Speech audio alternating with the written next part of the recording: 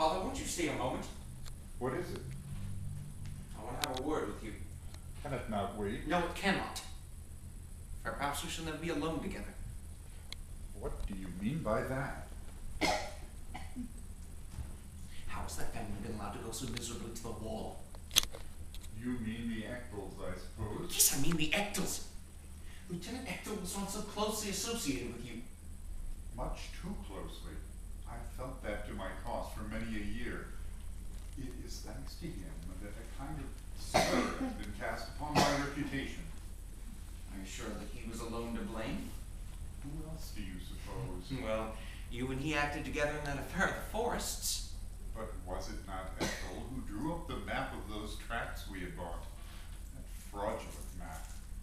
It was he who felled all that timber illegally on government ground. In fact, the whole management was in his hands. I had no idea what Lieutenant Eckel was doing. Lieutenant Ectel seems to have been himself quite in the dark as to what he was doing. That may be, but the fact remains that he was found guilty and I acquitted. Yes, I know that nothing was proved against you. Acquittal is acquittal. Why do you rake up these old memories that have turned my hair gray before its time? Is that the sort of thing you've been brooding about up there all these years? I can assure you, Gregors, here in the town, the whole story has been forgotten long ago, so far as I'm concerned. That unhappy Ectel family. What would you have had me do for the people? When Eckel came out of prison, he was a broken down being, past all help.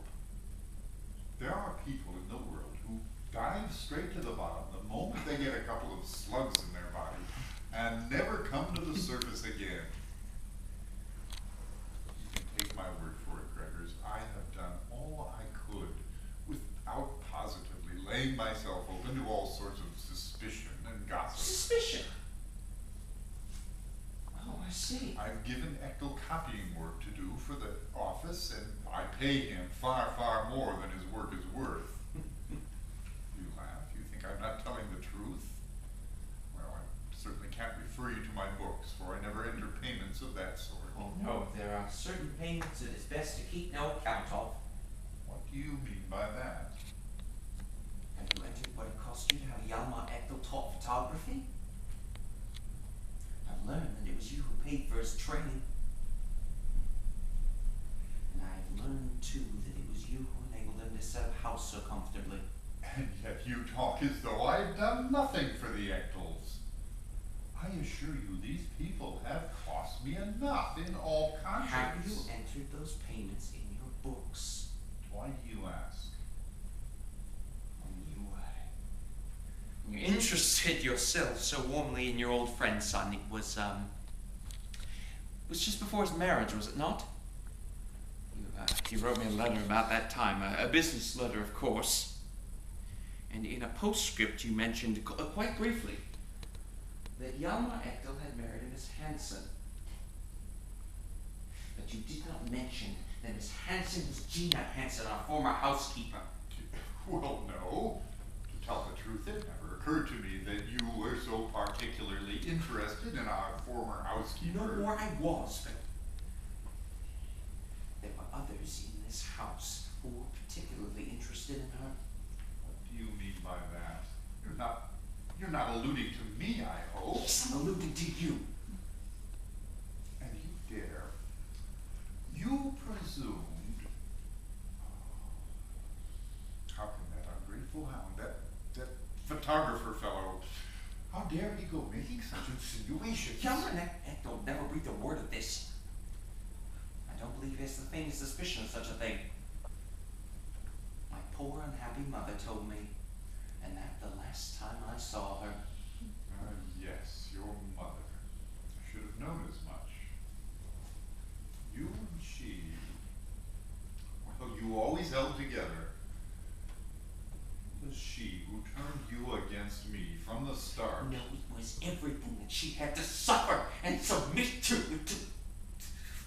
till she broke down and came to such a pitiful end. She had nothing to suffer and submit to. Not more than most people at all events. Oh, but you could go on nursing such a suspicion, brewing going into all sorts of rumors and slanders against your own father. I must say, Gregors, I really do think at your age, you might find something more useful to do. Yes, it is high time. Well, there happens to be an opportunity for you to become independent. Your own master in everything. Indeed. In what way? When I wrote you insisting on your coming to town at once, Yes, wasn't it you really wanted me? I've been waiting all day to know. I want to propose that you should enter the firm as partner.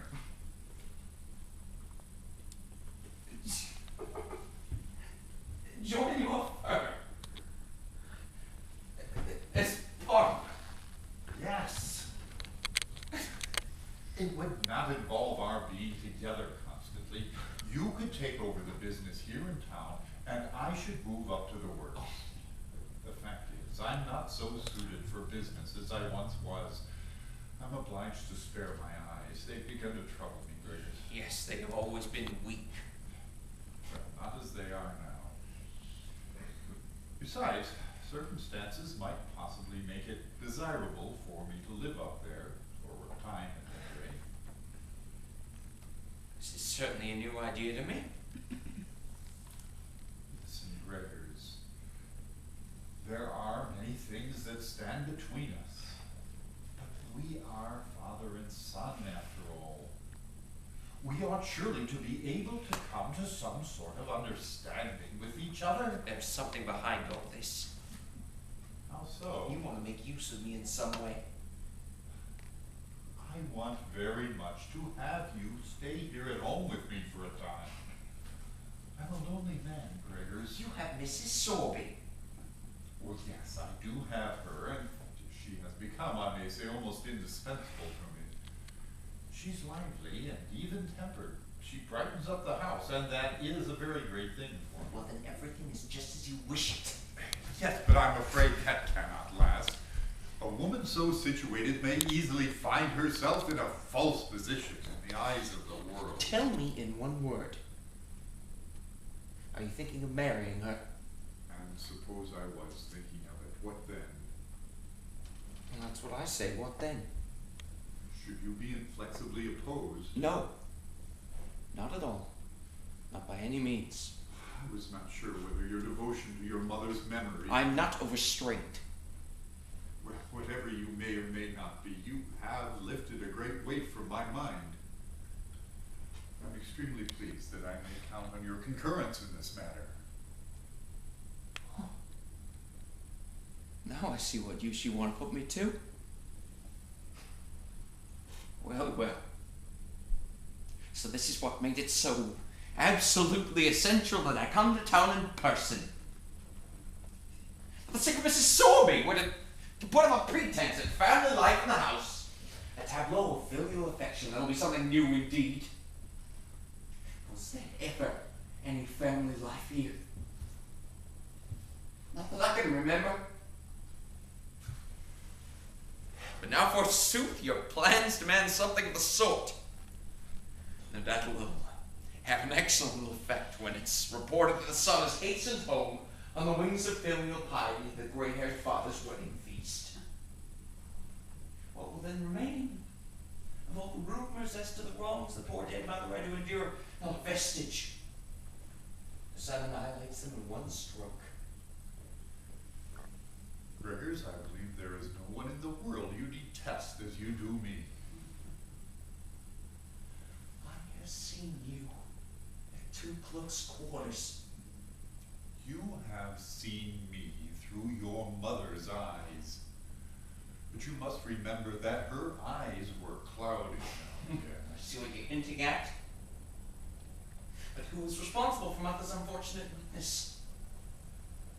Well, you could almost... The last one was just cringing upon of a Yalma actor while you were... Word for word, as if it were your mother speaking. And there he is with this great confiding childlike mind encompassed with all this treachery. living under the same roof with such a creature, and never dreaming that what he calls his home is built on a lie. When I look back on your past, I seem to see a battlefield with shattered lives at every hand. You going? Yes, I'm going. For at last I see my mission in life. What mission? You would only laugh if I told you.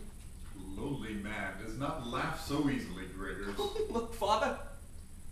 The Chamberlains are playing blind man's bluff with Mrs. Sorby. Good night and goodbye. Poor wretch. And he says he is not overstrained.